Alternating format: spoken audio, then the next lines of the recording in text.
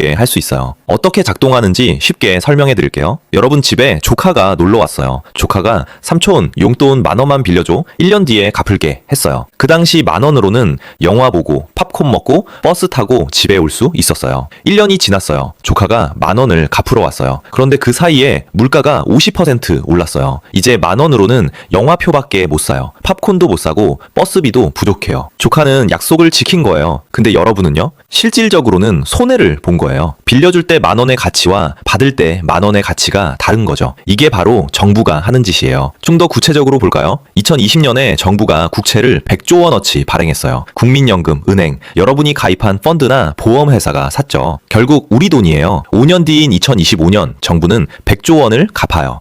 그럼 공평한 거 아니야? 아니에요. 2020년에 100조 원과 2025년에 100조 원은 무게가 달라요. 그 사이에 물가가 매년 2.4%씩 올랐거든요. 5년이면 총 12% 정도 올랐어요. 2020년에 100조 원으로 살 수 있었던 것들을요. 2025년에는 112조 원이 있어야 살 수 있어요. 근데 정부는 100조만 갚으면 돼요. 차이가 12조예요. 이 12조는 어디서 나왔을까요? 국민들 주머니에서 나온 거예요. 여러분의 구매력을 조금씩 깎아먹어서요. 이걸 전문 용어로 금융 억압이라고 불러요. 왜 억압이냐면요. 국민들이 거부할 수 없거든요. 세금도 안 올랐고 새로운 법도 없어요. 그냥 물가가 올랐을 뿐이에요. 국민들은 잘 모르죠.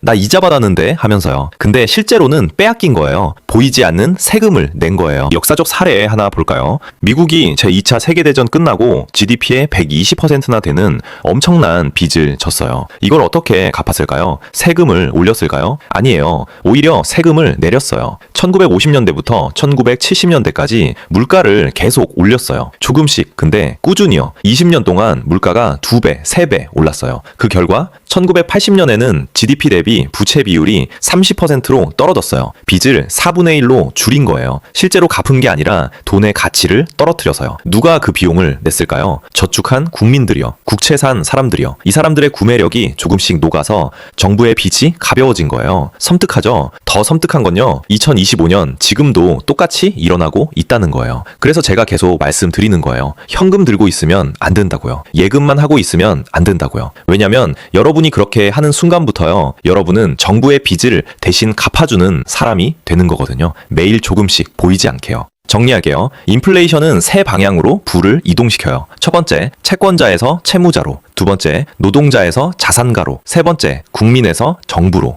여러분이 할 수 있는 건 하나예요. 이 흐름을 이해하고 손해보는 쪽이 아니라 이득 보는 쪽에 서는 거예요. 어떻게요? 채권자가 아니라 채무자가 되세요. 물론 좋은 빚으로요. 노동자로만 살지 말고 자산가가 되세요. 그리고 정부가 찍어낼 수 없는 자산인 부동산, 주식, 금, 원자재를 사세요. 감이 오시나요? 그럼 우리는 어떻게 해야 할까요? 역사가 이미 답을 줬어요. 1970년대를 봅시다. 그때도 인플레이션이 극심했어요. 오일 쇼크가 2번이나 터졌고 물가가 하늘 높은 줄 모르고 올랐죠. 그때 어떤 자산이 살아남았을까요? 금이에요. 10년간 연평균 실질 수익률 플러스 9.2%를 기록했어요. 원자재는 586% 수익률이고요. 부동산도 고금리였는데도 가치를 방어했어요. 고정금리로 대출받은 사람들은 오히려 큰 돈을 벌었고요. 반대로 망한 자산은요. 현금, 채권이요. 마이너스 실질 수익률이었어요. 워런 버펫이 한 말이 있어요. 가격을 올려도 고객이 떠나지 않는 기업을 사라. 인플레이션 시기에는 원가가 올라요. 이때 가격을 소비자한테 전가할 수 있는 회사만 살아남아요. 애플 생각해보세요. 아이폰 값을 올려도 사람들이 사요. 이런 게 바로 가격 결정력이에요. 레이 달리오는 더 직설적이에요. 현금은 쓰레기다. 그가 제안한 건 어떤 경제 상황에서도 살아남는 포트폴리오예요. 물가 연동체, 금, 원자재, 주식을 섞는 거죠. 근데 모든 빚이 다 좋은 건 아니에요. 조심해야 할 게 있어요. 첫째, 변동금리 대출은 절대 피하세요. 인플레이션이 다시 튀면 언제든 금리를 올릴 수 있어요. 변동금리로 3억을 빌렸는데 금리가 3%에서 5%로 뛰면요. 이자만 연 600만 원에서 1,500만 원으로 2.5배 뛰는 거예요. 둘째, 소비재 사는 빚은 최악이에요. 자동차 할부, 명품 카드값, 여행 대출. 자산 가치가 오르는 게 아니라 그냥 소비로 사라지는 거니까요. 셋째, 전세 갭 투자는 이제 조심해야 해요. 과거에는 황금알이었죠. 근데 2025년 전세 사기 이슈 이후로 전세 시장이 무너지고 있어요. 역전세난이 오면 전세금 못 돌려주고 집 팔아야 하는 상황이 와요. 자, 이제 실전이에요. 여러분이 오늘부터 체크해야 할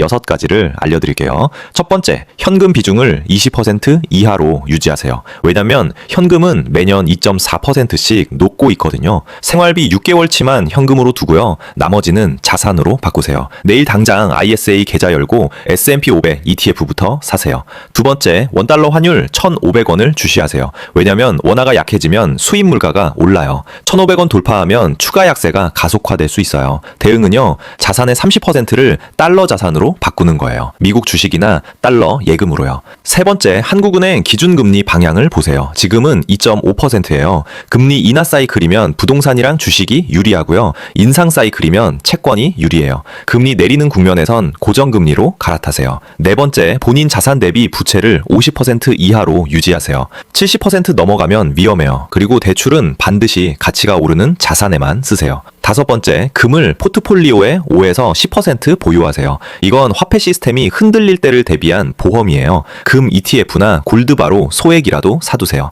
여섯 번째, ISA 한도를 풀로 활용하세요. 서민형은 4천만 원, 일반형은 3천만 원까지예요. 200만 원까지는 비과세거든요. 배당주랑 해외 ETF를 ISA로 운용하면 세금을 아낄 수 있어요. 정리할게요. 인플레이션은 공평하지 않아요. 준비한 사람한테는 기회고 모르는 사람한테는 재앙이에요. 지금 이 순간에도 여러분 돈은 움직이고 있어요. 채권자에서 채무자로, 노동자에서 자산가로, 현금에서 실물로요. 2026년은 더 치열할 거예요. 원화는 약해지고 물가는 끈적하게 붙어있고 금리는 불확실해요. 하지만요, 1970년대도, 2008년도, 2020년도 누군가는 살아남았어요. 아니, 오히려 부자가 됐죠. 그 사람들이 특별해서가 아니에요. 그냥 원리를 알았을 뿐이에요. 지금 당장 여러분 통장 열어보세요. 현금이 얼마나 있나요? 그 돈 지금 녹고 있어요. 오늘부터 바꾸세요. 현금을 자산으로, 소비를 투자로, 두려움을 기회로. 여러분이 바뀌면 여러분의 미래도 바뀝니다.